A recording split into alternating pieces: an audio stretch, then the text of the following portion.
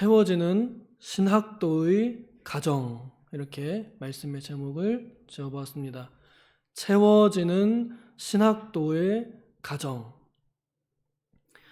어제는 우리가 신학교가 부흥했던 내용을 나누었고, 오늘은 한 신학생의 가정이 부흥하는 내용을 함께 나누고자 합니다. 하나님께서는 자신의 사람들, 하나님의 사람들을 결코 버려두지 않으십니다. 말로 표현할 수 없는 오묘한 역사들로 또 섭리로 우리 개인 한 사람 한 사람을 인도하고 계시고 보호하고 계십니다. 그런데 우리가 눈으로 볼 때에는 이해가 되지 않고 또 그래서 별로 지켜주시는 것 같지가 않고 별로 주시지도 않는 것 같다 하는 착각에 빠질 때가 많이 있습니다. 그래서 하나님을 더 의지할 수도 있겠지만 오히려 하나님을 믿기 때문에 더 하나님을 원망할 수도 있는 것이 믿는 사람들의 자연스러운 마음입니다. 누구든지 믿음의 정도가 왔다 갔다 할 수 있지요. 좋을 때는 주님 의지합니다 이랬다가 나쁠 때는 주님 왜 나한테 이러십니까? 라고 하면서 왔다 갔다 하면서 우리는 불평과 또 기도를 번갈아 가면서 하면서 살고 있지요. 오늘 여기 이름 모를 한 신학생의 가정사가 나옵니다. 이때도 그렇고 지금도 그렇고 신학을 하는 사람들은 왜 다 그렇게 다 가난한지 모르겠어요. 하나님께서 특별히 연단하신다고 사람들이 말은 하지만 정말 과연 그러한가 저는 잘 모르겠습니다. 하지만 그들이 그렇게 되는 것을 알면서도 그 길을 택했기 때문에 할 말이 없습니다. 오히려 할 말이 있습니다. 바울 사도가 말했던 것처럼 내 주 예수 그리스도를 아는 지식이 가장 고상하기 때문에 나에게 있는 모든 것들을 내가 배설물처럼 똥처럼 여기고 그리스도를 알아서 그 안에서 더욱 발견되게 하는 것을 나는 선택했다 라고 이렇게 자신의 믿음을 고백하죠. 세상에서 많은 길을 걸어갈 수 있지만 신학도의 길을 선택하고 걸어간다는 건 바로 그 믿음을 나타내 보이는 증거입니다. 내 주 예수를 아는 지식을 가장 고상하게 여긴다는 증거입니다. 하나님을 아는 것이 모든 지식의 근본입니다. 하나님을 알면 모든 것을 알고 하나님을 모르면 모든 것을 모릅니다. 그 모든 것의 기초 되신 하나님, 곧 그의 아들의 풍성함을 아는 사람은 이 세상 모든 것을 사실 소유하고 있는 진짜 영적인 부자이고, 그래서 바울 사도가 말했던 것처럼 비천에도 처할 줄 알고 풍부에도 처할 줄 아는 물질 세계의 마스터가 되는 겁니다. 어떤 상황이 와도 전혀 개의치 않고 그냥 다 견뎌낼 수 있는, 이겨낼 수 있는 그런 상태가 되는 것입니다. 돌아가신 고인 이름 모를 신학도께서는 그런 상태가 되셨던 것 같아요. 하지만 가장으로서 또한 자신의 아내와 또 예쁜 두 아들을 키우는 데 있어서는 가장으로서의 역할도 해야 했기에 그는 자신이 할 수 있는 한 최선을 다했으나 그 최선이 너무나 연약했는지 사람들에게 돈을 빌리면서 생활을 간신히 이어갔던 것 같습니다. 그러다가 보니까 그 빚이 많이 늘어난 것 같아요.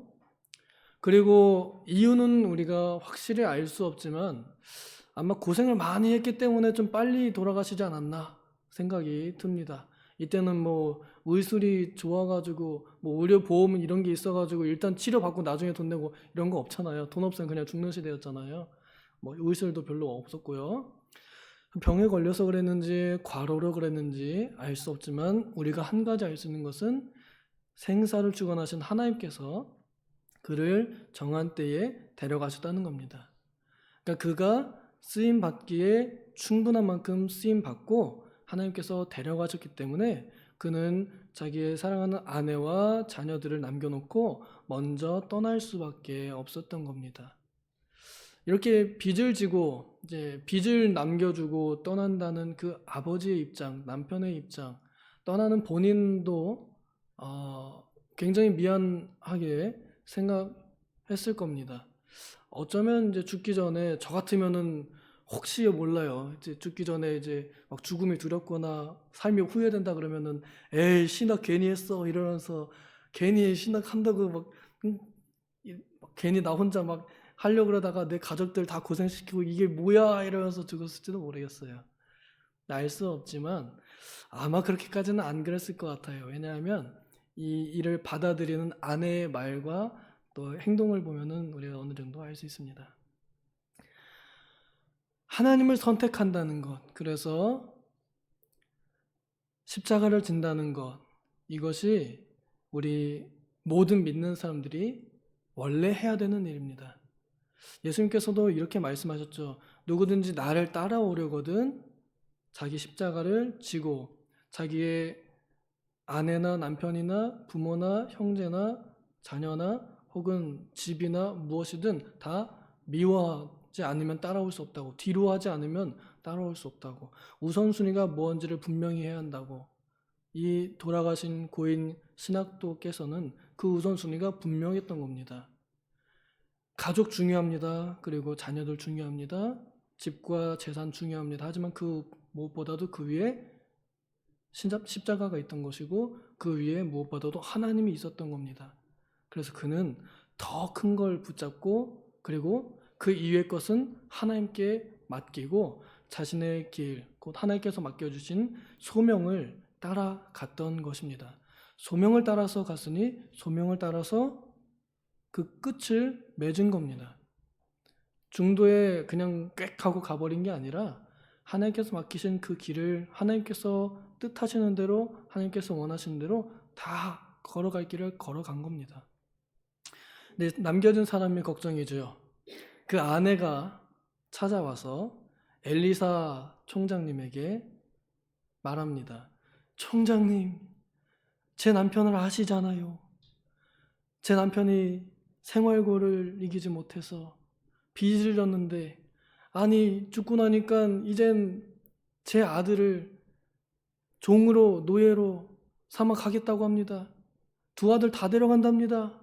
어떻게 할까요? 하고 내 남편이 얼마나 신실했는지 총장님 아시잖아요. 목사님 아시잖아요.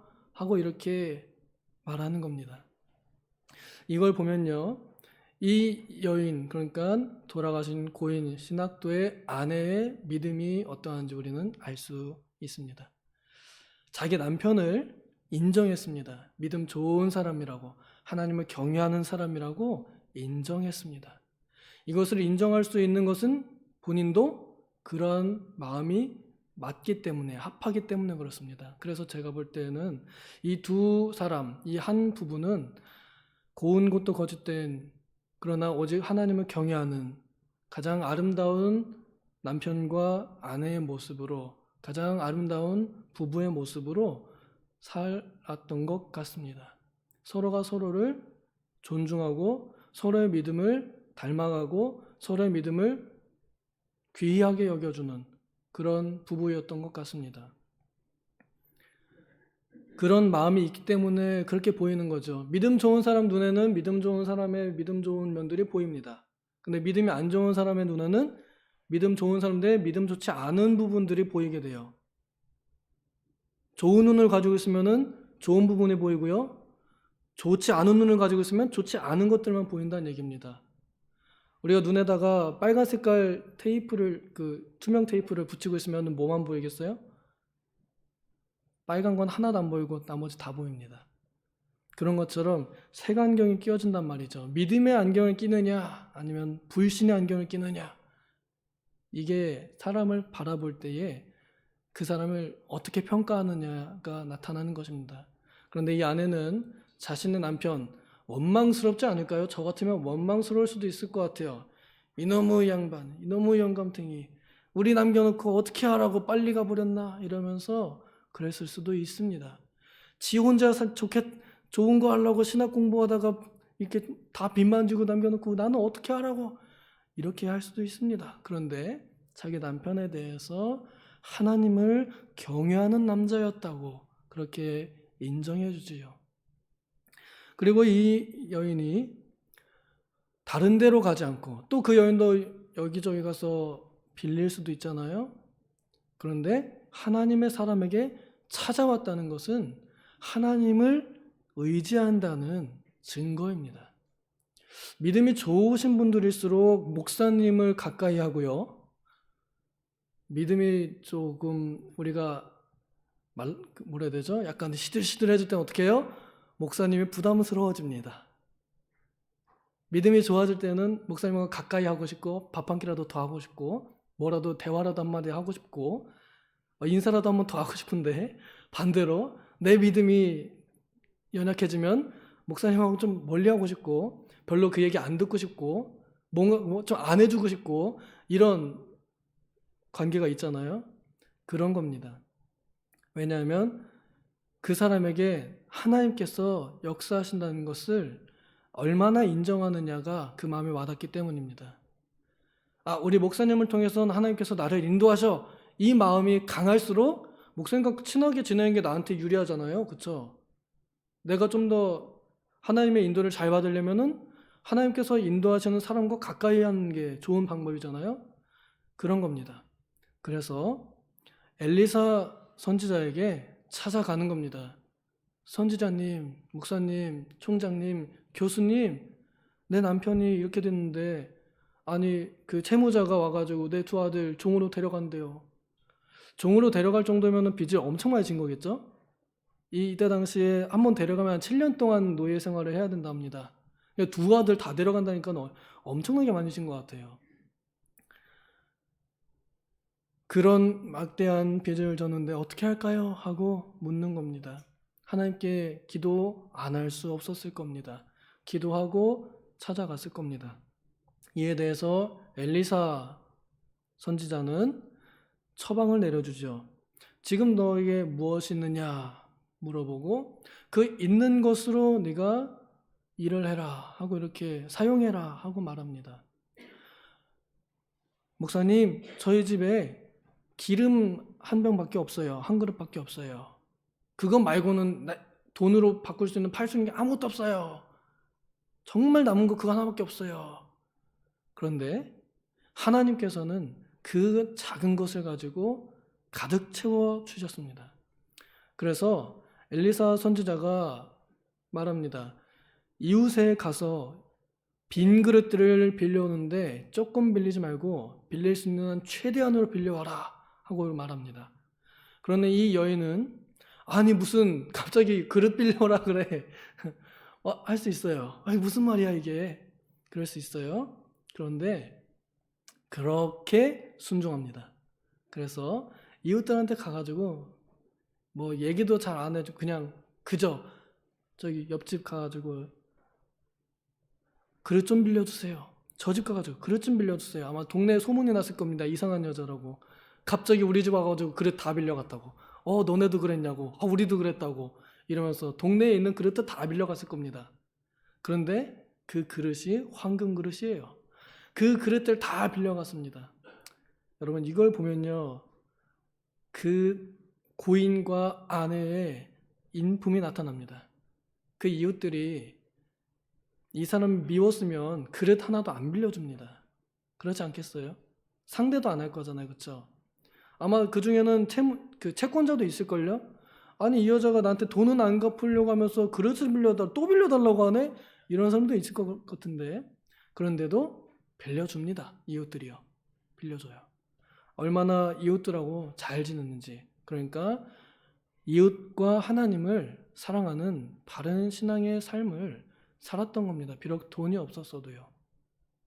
그래서 이 그릇을 다 빌려와가지고 엘리사 선지자가 말한 대로 문 닫고 아들들하고 그 그릇에 끊이지 않는 기름 채워넣기를 하는 겁니다. 기름 공장이 탄생합니다. 그래가지고 그릇에다가 기름 부어서 갖다 놓고, 기름 부어서 갖다 놓고, 기름 부어서 갖다 놓고, 얼마나 정신이 없었는지 그 엄마는 그릇이 다 떨어졌는지도 모르고, 아들아 그릇 가져와라, 엄마 그릇이 다 떨어졌어요, 이렇게 할 때까지 그릇에 끊이지 않는 기름을 붓는 재미를 맛보았습니다. 그리고 나서 뭐 했냐 그러면 이 여인이 다시 엘리사 선지자를 찾아갑니다. 우리 같았으면은 아마 당장 집안에 가득한 기름 향기와 이 돈, 다 돈으로 보이지 않겠어요? 팔면 돈인데 이 가득한 기름을 보면서 아싸 할렐루야 룰루랄라 이러면서 일단 빨리 기름 팔러 가야지, 이런 생각부터 할 것 같아요. 근데 이 여인은 바로 곧장 엘리사 목사님께 달려갑니다. 목사님 시키신 대로 했더니 기름이 가득 찼어요 하고 보고를 드립니다. 이야기를 합니다. 그 다음은 어떻게 할까요? 이걸 물어봅니다. 우리 같으면 안 물어볼걸요, 아마? 그냥 내 생각대로 해버릴걸요? 그런데 엘리사 목사님에게 다시 찾아갑니다. 이것이 하나님을 의지하고 내 뜻대로 하지 않고 하나님 뜻대로 하고자 하는 사람의 자세입니다. 뭔가 하기 전에 한 번 더 물어보는 겁니다. 그래서 우리 성도님들께서도 또 우리가 살아가는 동안에 내 생각대로 하기보단 한 번쯤은 물어보는 습관을 가지면 좋을 것 같습니다. 그래서 물어봅니다. 엘리사 선지자가 너무나 당연한 말을 하죠. 팔아다가 빚 갚고 살아라 하고 말합니다. 그대로 해서 빚도 갚고 자녀도 잃지 않고 오래오래 행복하게 살았을 겁니다. 이 어느 정도냐면 이 두 아들이 장성해서 스스로 설 수 있을 때까지의 재산이 확보되지 않았을까? 저는 그렇게 봅니다. 이때 당시 기름은 비쌌거든요. 근데 그 집안에 그릇들로 가득했기 때문에 부족하지 않게 넉넉하게 하나님께서는 이 가정에 기름을 채워주셨습니다. 하나님을 따르는 자들의 가정에 하나님께서 이렇게 죽은 다음에도 채워주신다는 것을 보여주신 것입니다. 우리는 이것을 보면서 한 번 더 하나님을 따르는 자는 하나님을 의지하고 하나님께서 주시는 힘으로 살아간다는 것을 배울 수 있습니다. 우리 신학원에 30명 가까이 왔다고 했잖아요. 다 예수 그리스도를 아는 지식을 귀하게 여겨서 온 사람들입니다. 어쩌면 그 중에는 이제 앞으로 직장 때려치고 가난한 전도사의 길, 목사의 길을 기꺼이 감수하고자 하는 마음을 가진 사람들도 있을 겁니다. 걱정이 안 될 수는 없겠죠? 하지만 저는 이러한 복이 우리 모든 신학도의 가정에 내리기를 소망합니다. 하나님을 따르는 자, 하나님께서 채워주시지 않으면 누가 채워줄까요? 하나님께서 채워주셔야만 그 가정이 채워지고 충만해지고 서 나갑니다.